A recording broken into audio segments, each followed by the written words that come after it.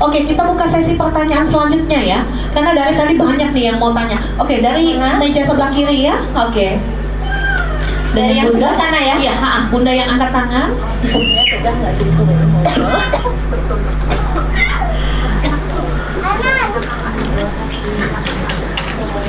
Izin Bu Dokter, saya Diva. Sebenarnya saya sih ini anak kedua ya. Cuman bagi saya memang menyusui itu nggak ada habisnya untuk belajar. Tuh. Jadi saya sih mau sharing sama nanya nih. Yang pertama itu mitos apa fakta ketika misalnya kan kebetulan saya juga lahiran sesar. Ya. Nah jadi saya waktu itu dapat info dari teman saya yang udah hamil duluan tuh katanya kalau mengonsumsi obat Cina itu menghentikan ASI, karena itu pengalaman di teman saya sama ada kebetulan teman yang kita bareng ngobrol ketika mau cek kandungan. Tapi saya ada juga ketemu teman saya waktu olahraga bareng. Dia bilang dia konsumsi obat Cina tapi nggak ada masalah gitu, malah asinya juga deres. Tapi dia kebetulan dia emang mau epping ya, bukan DBF gitu. Terus kemudian kebetulan saya pernah ini ya dok bedah tumor jinak di payudara sebelah kiri. Jadi mungkin menurut saya mungkin menurut saya itulah yang menyebabkan ASI saya di sebelah kanan tuh lebih banyak dibanding yang sebelah kiri gitu. Sebenarnya kalau saya dari anak pertama sama yang kedua ini di 2 bulan itu saya benar-benar stres yang kayaknya kerjaan saya cuma nyusuin ya tiap hari gitu. Saya nggak bisa gerak, jadi saya itu cuma nyusuin, terus saya makan, terus udah mau minta nyusul lagi gitu. Jadi katanya teori 2 jam sekali itu nggak bisa. Terus saya katanya minimal 15 menit, tapi anak saya bisa nyusul sekalinya itu paling cepet setengah jam. Kita bergerak dia bangun gitu.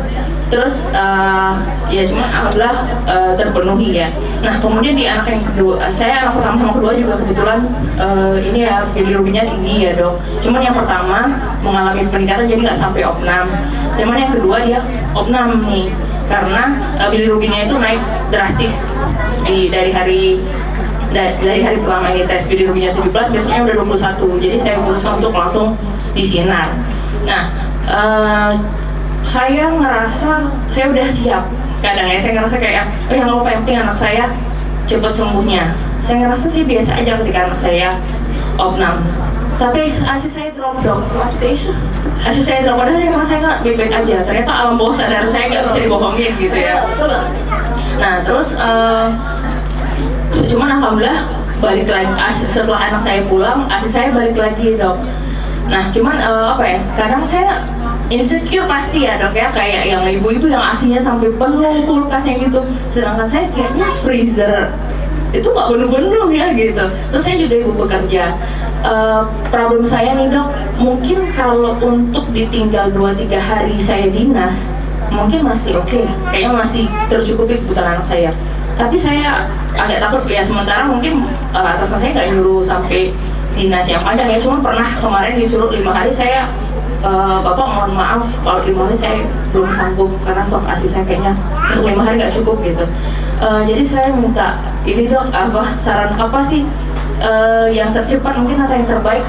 Saya pengen stok ASI ada gitu, jadi ketika saya harus dinas meninggalkan anak saya kurang lebih seminggu, saya masih bisa ngerasa aman tanpa harus menunggu 6 bulan gitu. Karena saya langsung mikirnya kayak aduh harus nunggu anak saya 6 bulan dulu ya baru bisa saya tinggalin gitu, karena dia udah ASI. Cuman dia kan tetap masih butuh susu ya, apalagi malam pasti agak deres juga kan ya butuhnya biar dia nyenyak.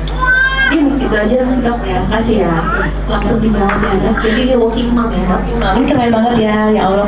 Semuanya kayaknya mau working mom, mau ibu rumah tangga, itu luar biasa ya mama-mama untuk kemampuan untuk menyusuinya. Yakin deh yang Mama Diva kerjain itu, kok saya nggak kemana-mana 6 bulan dok, please deh, nggak bisa ke mall, kayak kerjaannya cuma nenek aja nggak habis-habis ya nggak sih mah? Ada yang related nggak sama kerjaannya Mam Diva? Saya juga sih dulu seperti itu, kayaknya nggak ada kehidupan lain selain nenek gitu ya. Jadi kayaknya itu yang bikin mama-mama tuh jadinya tambah sedih gitu. Padahal sebelum nenek, sebelum menyusui saya tuh aktif banget, bisa ngapain aja, ngerti nggak? Ya kita bisa ngapain, bisa nongkrong, nggak usah nongkrong nih, bisa beraktivitas seperti biasa, bisa ngobrol dengan teman-teman, bisa melakukan apa yang kita mau. Nah, terus pada saat udah mengasihi, kok kehilangan semua itu? Ya dalam waktu bedanya cuma sehari dari hamil, terus besokannya aku udah jadi kayak terintimidasi, nggak boleh keluar kamar karena aku harus mengasihi. Balik lagi ya Mam, tekad yang kuat, yakinlah itu cuma 6 bulan Mama, dibandingkan dengan mengasihi itu 6 bulan pertama itu kita capek-capek dulu deh sekarang mah, nanti petikan hasilnya itu next mah. Anak kita toddler, anak kita SD, anak kita SMA. Karena sebaik-baiknya apa yang kita usahakan sekarang itu dengan mengasihi anak kita, dengan pelukan sama anak kita, dengan memberikan ASI yang membuat kerjaan kita nggak ada kerjaan lain selain memberikan ASI, itu akan terbayar tuntas dan lunas ketika kita melihat anak-anak kita yang diberikan ASI itu mencapai pertumbuhan dan perkembangan optimalnya. Ngerti mah? Jadi 2 bulan saya balik ya ke 1000 hari pertama kehidupan, neurodevelopmental window ya. Masa emas kita itu dengan mengasihi. Saya tergelitik tadi waktu Mama Diva bilang, kayak kerjaan aku nenen aja dong 30 menit lama orang neneknya gitu ya, sampai nggak bisa ngapa-ngapain. Padahal di situ kita bisa apa coba Mah? Stimulasi Mah. Ya nggak sih? Pada saat kita menyusui, kita stimulasi. Dan buat fakta yang terbaru Mah, saya cari jurnalnya bahwasannya anak yang menyusui ya, anak-anak mama yang menyusui dengan ASI, DBF maupun EPING dengan sepenuh hati ya, bukan mamanya sering main handphone ya. Jadi dengan sepenuh hati itu anak-anak akan menurunkan risiko anaknya menjadi ASD ya. Autis itu akan jauh berkurang, kalau nggak salah 47%, lebih dari 47% anak dengan DBF atau anak dengan anak yang langsung ASI itu ya akan menurunkan gejala yang seperti itu, anak-anak ASD. Karena apa? Pada saat kita menyusui yang 30 menit itu, kita bisa main-main sama anak kita, peluk-pelukan sama anak kita bisa tahu, oh dia lihat-lihatan sama kita, ya nggak sih? Ya kan? Kita bisa lihat tatap-tatapan sama anak kita. Jadi 30 menit yang kata kita tuh, ya Allah 2 bulan aja kayaknya aku nggak bisa kemana-mana. Tapi itu tuh kita lagi membentuk, kita lagi membentuk anak kita, seutuh-utuhnya anak kita. Momen yang nggak akan terulang lagi. Momen yang nggak akan terulang lagi untuk kita, untuk membesarkan anak kita dengan semua stimulasi yang kita bisa berikan. Karena di dalam 1000 hari pertama kehidupan cuma mama dan anak kita, dan itu saat itu jadi pada saat itu semuanya bisa kita lakukan sehingga pertumbuhan dan perkembangannya akan sangat optimal. Seperti itu ya Mbak. Jadi untuk mama-mama yang sedih nih, pasti sedih. Aku pun sedih ya. Kalau misalnya kita kayaknya nggak bisa, dulu kayaknya mau kemana-mana gampang, tapi setelah punya anak kayaknya terbatas. Tenang Mam, abis 6 bulan nih, abis itu kita udah fleksibel, udah bisa ngapain. Masih dong sampai setahun ya, hayolah semangat. Ya, makanya kita butuh apa tadi? Dukungan. Makanya kita butuh apa? Support system yang sama-sama kayak mama-mama. Jadi cerita aja sama mama-mama yang aduh kayaknya gue dari tadi nenek ini belum selesai, ya cerita aja. Karena kita tuh butuh, wanita itu butuh dimengerti ya nggak sih? Wanita itu butuh curhat doang sebenarnya, ya nggak sih? Padahal sebenarnya mereka mampu kerjain itu semuanya, ya nggak? Kita tuh mampu mengerjakan semuanya, cuma pengen berkeluh kesah aja. Nah itu cuma harus difasilitasi dengan support system yang baik. Nah kalau tadi Mama Diva bilang, dok gimana sih caranya biar ASI aku agak banyak kan? Tadi balik lagi bahwasannya ASI itu akan sesuai sama permintaan Mama. Jadi semakin kalau misalnya cukup ya cukup aja. Jadi kalau misalnya Mama pengennya tadi ASInya ada dok minimal stoknya. Mama Diva sekarang EPING apa pumping dan DBF? Pumping dan DBF. Nah, kalau pumping dan DBF otomatis pada saat pumping di kantor ya. Nah, di kantor berapa kali tuh pumpingnya? Kalau di kantor sih 3 kali sih masih sempet sih dok. Jadi pagi sekitaran jam 8 atau jam 9, terus sekitaran jam 12-an ya, sama kisaran mau jam pulang sekitar jam 3-an. Suasana lingkungan kerjaan support? Kepala dulu nih, kepalanya yang di sebelah, yang di atasan Mama gitu, support nggak untuk pumping? Kayaknya sih support aja, kebetulan kita ada ruang laktasi juga sih di kantor. Oke, itu baik sekali ya. Appreciate untuk kerjaannya yang punya ruang laktasi dan memperbolehkan ibu ASI untuk tetap harus pumping atau memberikan ASI. Kalau saya karena supply dan demand, balik lagi mah di rumah tetap lakukan DBF semau anaknya, ya. Tapi ketika di kantor, mama harus rutin tuh. Kadang-kadang kita tuh kalau kerja lupa mah untuk pumping. Ntar lagi selesai. Tunggu dulu. Belum keras dok, nanti dulu gitu ya. Tapi yang paling prinsip adalah kita harus disiplin. Jadi 2 jam ya 2 jam, 3 jam ya 3 jam. Tergantung ya mamanya yang kayak mana. Karena kalau udah habis, kalau kayak kita udah tahu ya kalau misalnya ASI, kalau misalnya masih ada sisanya, kirim stimulusnya ke otak. Masih ada ASInya, jangan diproduksi lagi. Makanya jadi cukup segitu gitu. Tapi kalau misalnya pumpingnya sampai habis, makanya perlu disiplin ya. 2 jam sekali, hayu 2 jam sekali untuk working mom. 3 jam sekali, 3 jam sekali. Dan itu mesti ada alarmnya kalau saya bilang mah. Jadi rutin gitu harus dilakukan karena itu yang akan membuat produksi ASI kita makin banyak. Tapi kalau misalnya kita lupa, nanti dulu dong masih belum penuh, belum tegang. Ya enggak, itu makin lama nanti nunggu tegangnya yang awalnya 2 jam kenceng, nanti lama-lama 3 jam baru kenceng karena kita menunda-nunda. Jadi disiplin yang utama. Jadi mama balikin lagi pada saat kerja di jam-jamnya itu harus dilakukan. Banyak makan, nutrisi yang paling penting. Dan itu satu lagi mah, faktor stres di tempat kerja itu akan mempengaruhi juga sama produksi ASI. Di aku rajin dong pumping udah 2 jam sekali, tapi kok nggak banyak-banyak banget ya. Coba lihat lagi kerjaannya kayak gimana nih, stres kerjanya kayak gimana nih, beban kerjanya seperti apa, seperti itu. Itu juga ya tadi di bawah alam bawah sadarnya udah ada hal seperti itu. Jadi ketika kita burn out ya bikin happy dulu sehingga produksi ASINya semakin banyak seperti itu.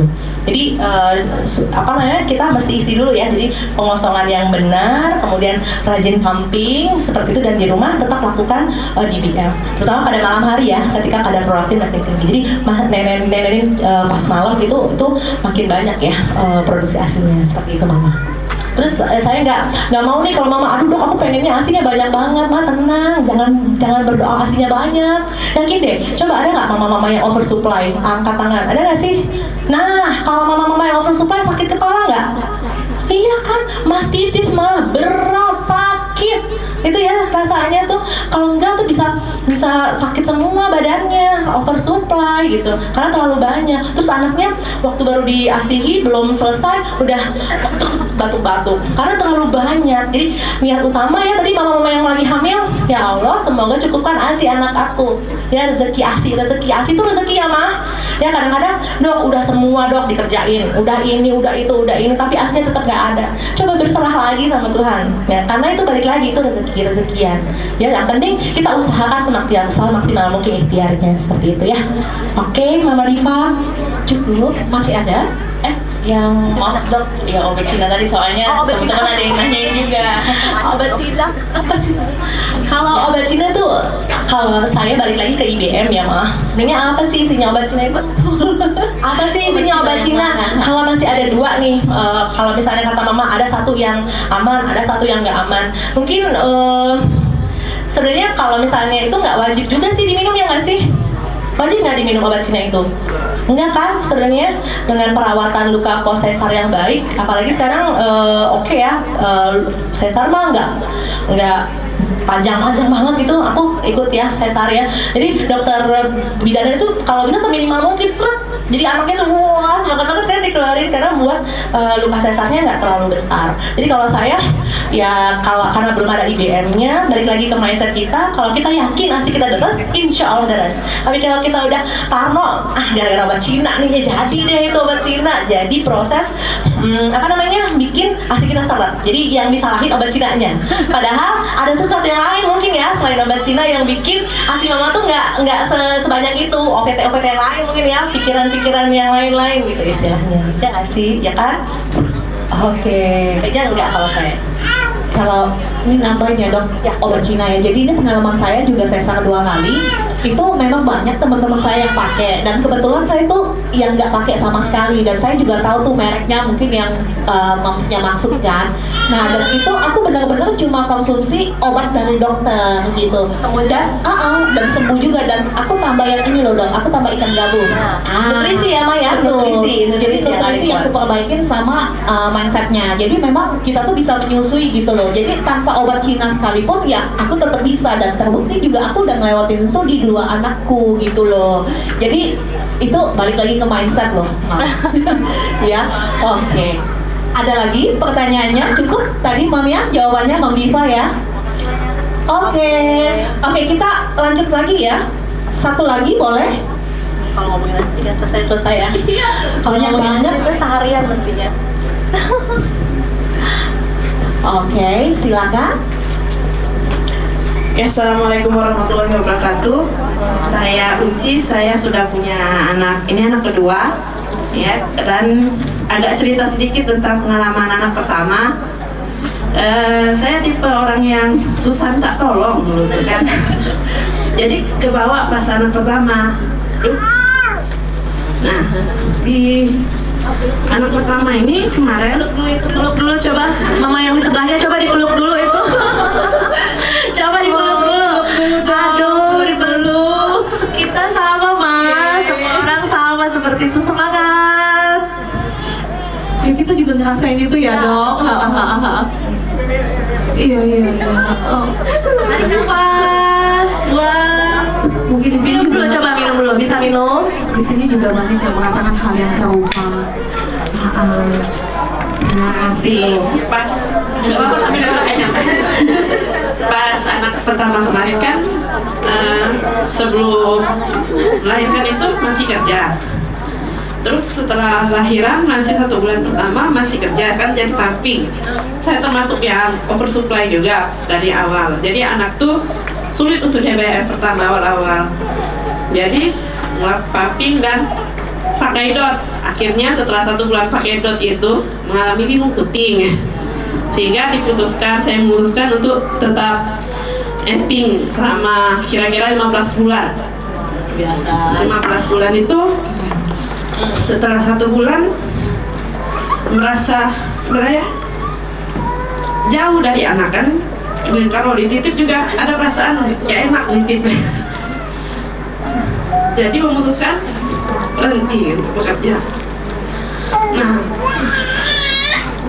saya mengalami ada fase baby blues di minggu pertama melahirkan.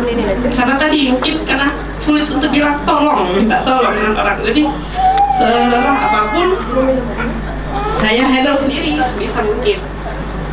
Jadi baru hari pertama lahiran kan, pagi kelahiran ya, siang itu sudah mandiin semuanya sudah saya kerjain sendiri. Setelah mengalami baby blues itu kan ada fase minta tolong. Setelah fase minta tolong itu mendapatkan respon yang kurang baik dari lingkungan ya. Akhirnya berhubung tadi sulit ngomong minta tolong tadi, ditahan terus sampai fase-fase yang masuk fase yang berat. Anak sudah lagi pumping, anak rewel. Berhubung juga saya agak LDM dengan suami. Jadi setelah 1 bulan resi itu berhenti kerja, sudah tidak lagi LDM, tetapi tetap kan pas siangnya itu saya sendiri ngurusin anak itu. Jadi sangat berat, lagi pumping, sibuk cuci, steril, dan anaknya ini alhamdulillah lumayan masuk kategori sangat nih. Sehat berarti. Iya, sangat aktif itu yang untuk anak pertama. Jadi, nah masuk fase empati, sudah masuk fase mulai makin sudah nggak tahan kayak itu. Jadi sudah pas zaman dulu saya tuh jarang ngomong, bisa berhari-hari nggak ngomong, diem aja. Mungkin gara-gara ditahan terus ya meledak akhirnya. Setelah sampai susah untuk tidur, berhari-hari, ada beberapa hari saya cuma 1 jam, karena kita itu macam tapi nggak bisa tidur, memikirkan jadwal ini harus pumping, jam segini harus pumping. Terus ada juga fase menstruasi, 1 bulan setelah nifas itu langsung menstruasi juga. Jadi pas menstruasi itu dari yang oversupply sampai bengkak itu langsung drop, turun banget. Nah, saya juga ketemu si Venucap Somnesicap ini kemarin itu. Jadi dari anak pertama 2022. Nah, jadi memang bengkaknya saya bergonjol-gonjol itu kan, dari yang obat tradisional sampai dipijat segala macam, enggak sampai 1 minggu sakit sayang. definisi menyusui sambil darah-darah gitu. Sampai karena pumping itu kan susah banget Mbak, ya dok ya. Nah yang saya pikirkan, karena saya sudah sampai di situ, saya memutuskan sampai 15 bulan itu saya ke psikolog untuk kayaknya sudah jahat banget deh sama anak kayak itu. Di psikolog dirujuk ke psikiater karena sudah mengganggu siklus hidup harian. Sampai kan orang tua juga bingung, beda banget anakku sekarang. Ya dulu ya, ceria segala macam. Ini marah saya sampai kena ke anak marah-marahnya. Nah yang saya takutkan sekarang, saat saya stres pas kehamilan pertama, saya takut mengasihi. Makanya saya stop untuk mengasihi, karena saya juga konsumsi di psikiater, dikasih obat. Nah setelah saya stop mengasihi, beberapa minggu ini, bulan-bulan ini, pada awal tahun kemarin, saya kepikiran karena saya kan semakin aktif dan menunjukkan kayak gejala kalau dia kesel itu kayak gini mulai meniru pas saya sedang marah kayak itu pas saya jadi kepikiran gimana nanti saya, apa salah saya mengasihi. Ya. Terus Tepuk tangan dulu. Tepuk tangan dulu ya Rena. Memang luar biasa. Setelah di psikiater itu sudah diturunkan kadar obatnya dan katanya sudah, sekarang disuruhnya ngomong aja, ngomong, biarin ya. Orang ngomong apa, kamu ngomong aja. Disuruh ngomong ya, mulai beranikan diri lah berbicara, ngomong butuh apa. Walaupun kepikiran nanti orang sakit hati kita ngomong apa, nggak apa-apa daripada kayak susah kan kata psikiaternya. Akhirnya sudah itu ya mulai ya ceplos aja langsung ngomongnya. Nah emang ternyata berbicara itu bantu banget, Sharing ya. iya. Terus setelah itu ya seberapa bulan setelah stop obat, ada si adiknya ini.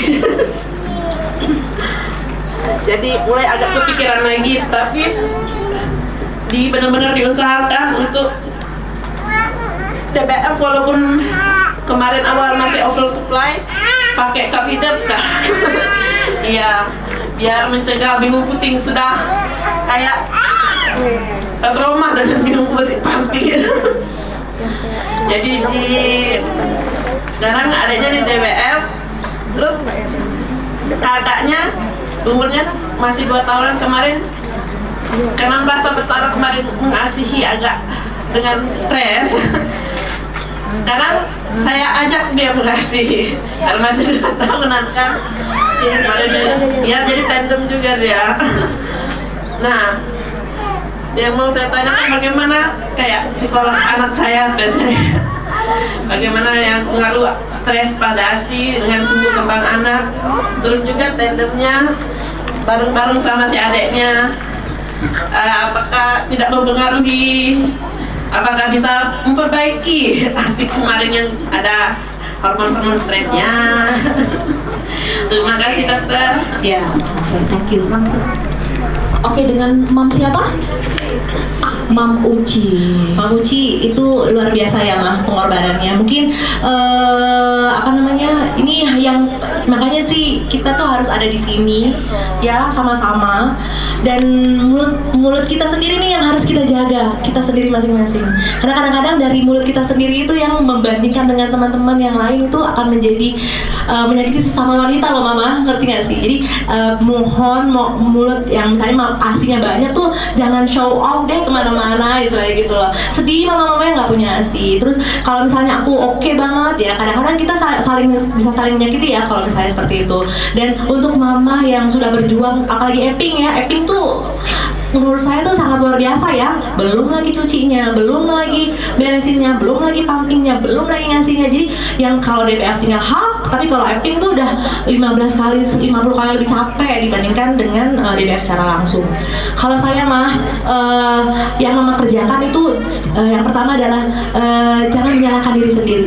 Yang lalu biarlah berlalu, ya. Karena kita punya yang namanya anak-anak itu tidak akan mengingat masa-masa yang seperti itu, tapi dia akan meniru yang akan dikerjakan sekarang. Jadi kalau masa lalu mama yang seperti itu marah-marah, nah yang sekarang mama contohkan yang tidak marah seperti itu, yang contohkan yang perbuatan yang menurut mama pengen anaknya seperti apa, seperti itu ya. Dan benar yang harus kita lakukan nih, kalau misalnya ada sesuatu, mama nih baru dapat ke psikolognya nih pada saat usia bayi yang udah 15 bulan. Nah seharusnya dari awal kita rasa nggak nyaman, kita sudah harus langsung ngomong, ya cari sesuatu. Kalau nggak bisa, misalnya dari keluarga terdekat menolak gitu, misalnya kayak ada barrier gitu ya, kok ini biasa baik, semuanya lah mulut ya, manusia itu seperti itu. Kita cari ke yang benar-benar pakar, psikolog. Kalau nggak, sebelumnya kita cari komunitas dulu mah, komunitas yang support kita menyusui. Ya, kalau kita cari komunitas yang menyusui, dia tahu rasanya, oh kayak gitu nggak apa-apa mama, emang seperti itu. Jadi kalau gabunglah dengan komunitas yang bisa bikin kita jadi berdaya juga, yang mengapresiasi apa kerjaan kita. Karena kerjaan mama-mama yang ngasih ASI, menyusuin, ngurus anak itu kayaknya disepelekan, padahal itu membangun masa depan, ya nggak sih kan? Membangun anak itu membuat anak berdaya, itu membangun masa depan Indonesia nantinya lah, istilahnya seperti itu. Dan itu kadang-kadang dikesampingkan. Jadi kalau saya cepat cari bantuan, dukungan terutama dari yang terdekat. Kemudian kalau misalnya masih belum aman gitu, kita bisa cari ke support system yang memang psikolog ataupun nanti ke psikiater. Masalah obat-obatan sudah benar kita stop. Tapi kalau untuk tandemnya yang saat ini mah, karena adik masih susuin, umurnya berapa sekarang? 11 bulan, saya rasa dia masih butuh untuk ASI mama sepenuhnya. Jangan bikin adik kakak merasa bersalah, tetap ditandem gitu. Tetap balikin dia di usianya dia sekarang. Misalnya 2 tahun, kalau kakak mau boleh, tapi kalau misalnya bisa, dia udah bisa pakai makan utama, kemudian sesekali ASI, tapi jangan lebih sering daripada adiknya. Karena nutrisi karena adik masih butuh ASInya ya. Karena 11 bulan masih butuh ASInya. Jadi ASInya memang kualitasnya tuh cukup, komposisinya hanya untuk adik. Kalau untuk kakak tuh nutrisinya nggak ada lagi sebenarnya mah, ya nggak cocok, nggak pas sama komposisi ASI yang mama sekarang 9 bulan untuk si kakak yang umurnya 2 tahun lebih. Jadi udah nggak ada, cuma butuh kenyamanan si kakaknya sekarang itu ke mamahnya. Jadi ASInya biarkanlah kita untuk tumbuh kembang adik, lanjutkan. Kalau sesekali untuk pelukan sama kakak mah nggak apa-apa banget gitu. Tapi kalau untuk nutrisi, untuk adik aja dulu sekarang untuk nursingnya seperti itu ya. Oke. Keren banget. Tepuk tangan dong untuk Mang Uti sekali lagi. Oke, jadi mungkin ini karena masing-masing mama tuh punya tantangan masing-masing dalam proses menyusui, dalam proses kehamilan, dalam proses menyusui, kemudian nanti dalam proses MPASI. Nah gitu, karena dan proses itu tuh kita nggak bisa sendirian mama. Betul. Ya, kita tuh nggak bisa sendirian. Walaupun kita tuh strong banget ya, kita tuh strong banget, udah kerja, nyusuin, ngurusin anak ya, apalagi nggak ada mbak gitu misalnya, nggak ada yang LDM pula, suaminya nggak ada misalnya, itu yakinlah kita tuh bisa. Cuma kalau misalnya nggak bisa, ya udah gitu, jangan mengusahakan diri kita sendiri. Yang kayak mama ya nggak bisa, ya udah pasti bisa. Kasih riset, istirahat untuk tubuh kita sendiri, dan dengarkan lagi apa yang dibutuhkan sama diri kita. Ya, istirahat sebentar itu nggak masalah loh ma.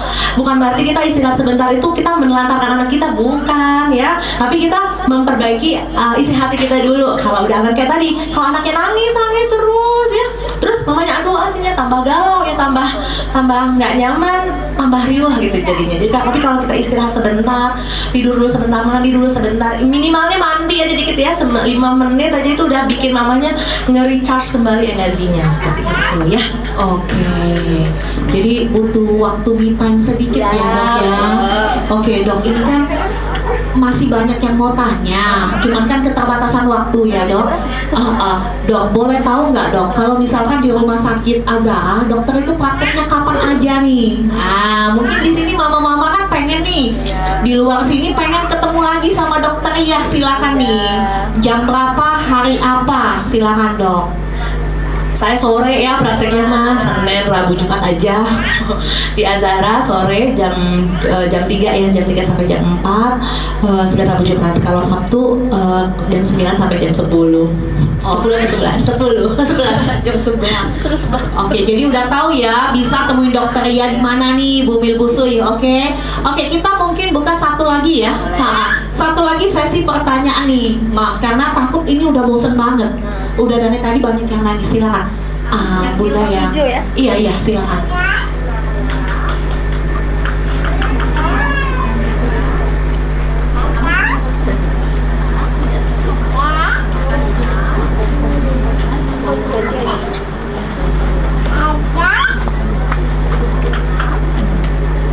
Oke, bisa?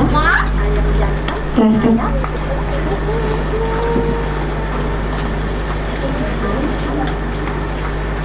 Assalamualaikum warahmatullahi wabarakatuh. Nama saya Ina.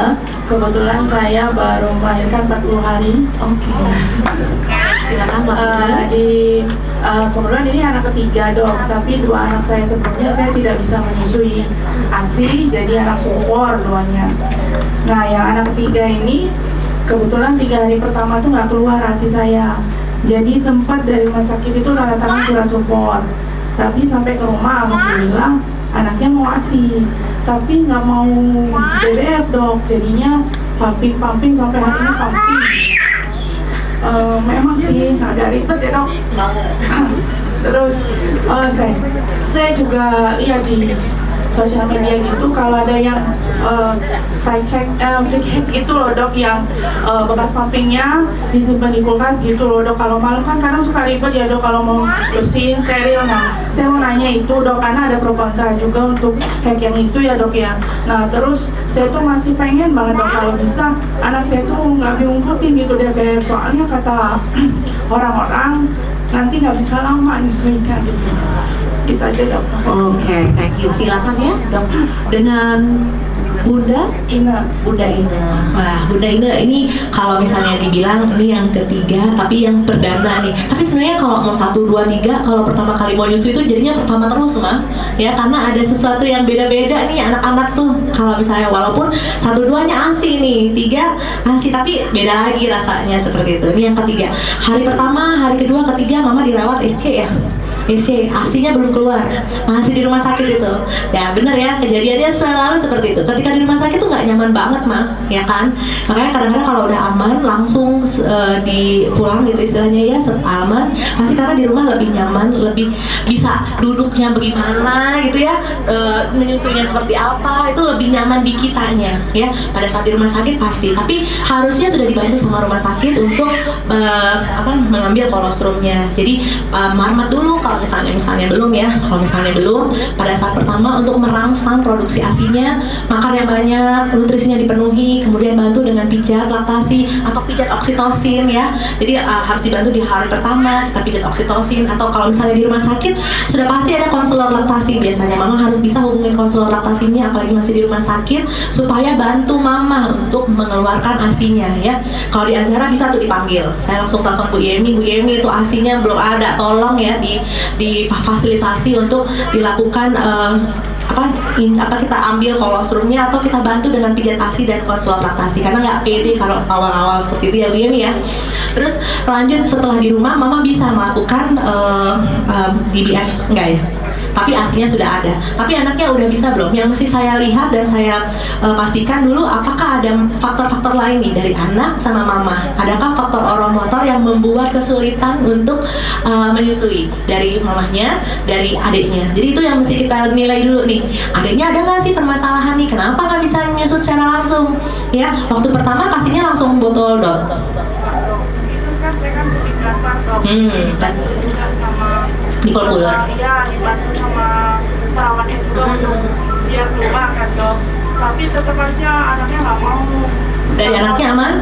Dari anaknya aman dok, tapi kayak nggak mau nempel gitu karena puting datar itu dok. Nah, kalau puting datar tuh ada tekniknya Mama. Jadi itu harus dikonsulkan sama konselor laktasi. Jadi bukan berarti sudah gitu kalau misalnya ada masalah mamanya harus kita selesaikan. Jadi ada masalah anaknya harus kita selesaikan. Kalau puting datar bukan berarti dia tidak bisa DBF.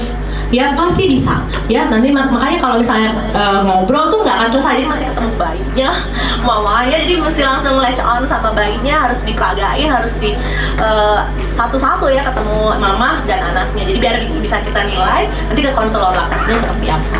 Jadi pasti bisa kalau yang tadi langsung di BF event itu puting datar, putingnya kebesaran, atau yang mana lagi, semuanya itu sudah ada trik and tips khusus deh untuk melakukan direct breastfeeding secara langsung. Karena bener ya, menyusui secara langsung dengan emping itu capeknya emping tuh luar biasa ya.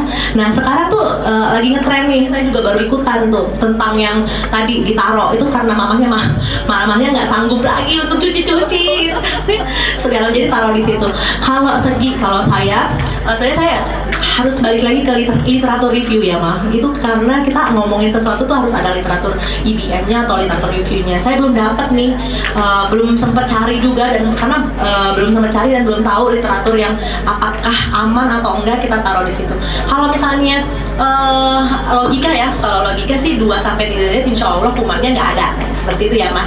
Cuma memang bakteri-bakteri di pompanya gitu loh, yang di sekitar pompanya, tempat naruh kulkasnya itu bareng nggak sama teman-teman yang lainnya gitu ya, yang mesti kita lihat-liatin. Tapi kalau IBM-nya saya belum dapat, tapi kalau misalnya mau logika, mama naruhnya seperti apa di kulkas itu, bareng nggak sama sayur mayur dan teman-temannya, bareng nggak sama obat-obatan dan teman-temannya, apa sama atau enggak, atau dibungkus lagi atau enggak. Terus yang kalau suhunya benar nggak di suhu itu diliatin ya, 2-5 derajat ya, seperti itu aman atau enggak. Terus kalau sudah di seperti itu ya udah ayo dianggap saja sudah aman. Tapi kalau misalnya bisa tidak seperti itu, lakukannya tidak seperti itu. Ini cuma buat karena hack ya aja, maksudnya tipsnya aja biar nggak terlalu capek ya, maksudnya seperti itu kan. Nah kalau misalnya nggak, soalnya pompanya cuma 1 dok, mau beli pompa banyak ya nggak sanggup dok istilahnya gitu kan. Tapi udah nggak kuat lagi kalau mau nyuci itu 2 jam sekali, setelah itu harus cuci. Tapi mah kalau yang paling harus diingat, bekas ASI itu kan media yang sangat baik untuk perkembangan kuman ya. Jadi lemak ASI itu berbeda sama komposisi subformula itu saya. Lemak ya dari lemak sufor dan lemak ASI itu berbeda. Lemak ASI itu bikin bikin lebih senang bakteri-bakteri itu untuk berkumpul. Jadi sehingga kita harus sangat bagus ya, sangat steril untuk memperlakukan si ASI itu. Kalau mungkin bisa tidak dilakukan. Tapi kalau misalnya bisa, tidak bisa dok, udah demi kewarasan gitu istilahnya ya. Mau nggak mau dok, saya taruh aja dulu di situ. Tapi itu kan buat simpenan. Ada lagi yang enggak misalnya gitu ya mah, ngerti ya? Dok itu tuh simpenan, misalnya ada lagi yang ASI yang lain itu istilahnya, ya wes taruh aja dulu di situ. Tapi yang terakhir deh, first in tapi nggak first out gitu loh ya, simpenan deh. Jadi kalau misalnya nggak ada banget, baru hayulah kita kasih. Tapi yang tadi di kulkasnya gitu ya mah, kulkasnya yang mesti dilihat yang nggak bareng sama yang lain, atau benar-benar ditutup pakai yang ada ya box khusus gitu ya, jadi yang nggak ketemu sama yang lain gitu. Dan mama boleh aja taruh kayak termometer kecil gitu ya di situ, apa benar nih suhunya segitu misalnya, seperti itu. Karena perbedaan suhu, jadi ada namanya temperatur yang buat temperatur yang buat berkembangnya kuman lebih baik, yang di atas 5-7 derajat itu. Nah itu yang jangan sampai ke arah sana istilahnya ya. Oke mah? Ada lagi ya? Udah cukup? Oke, cukup ya. Kalau ngomongin ASI kayaknya nggak selesai-selesai. Soalnya kita tuh bisa sampai seharian karena dengerin cerita mama-mama tentang periode mengasihinya, tentang lika-liku mengasihinya, itu tuh benar-benar wah luar biasa ya. Jadi pokoknya kita semua respect ya. Kita di sini juga merasakan perjuangan kalian kok. Makanya kita di sini Clement Baby Shop bersama dengan Final Caps, bersama dengan Rumah Sakit Ibu Anak Azara, kita pengen nih memberikan dukungan penuh ya dok ya untuk Bumi Busui. Maka dari itu ya, tepuk tangan dulu dok untuk perjuangan kita semua di sini. Oke, mungkin cukup ya dok karena udah nggak terasa di pukul 12. Mungkin langsung saya kembalikan ke MC untuk games ya dan door prize ya. Oke, kepada Dokter Ria kita ucapkan terima kasih ya. Oke, kita persilakan ya dok untuk kembali. Baiklah, kita ucapkan terima kasih kepada Ibu Novi dan juga Dokter Ria Mareza SPA. Kita berikan tepuk tangan sekali lagi, Mams. Terima kasih dok.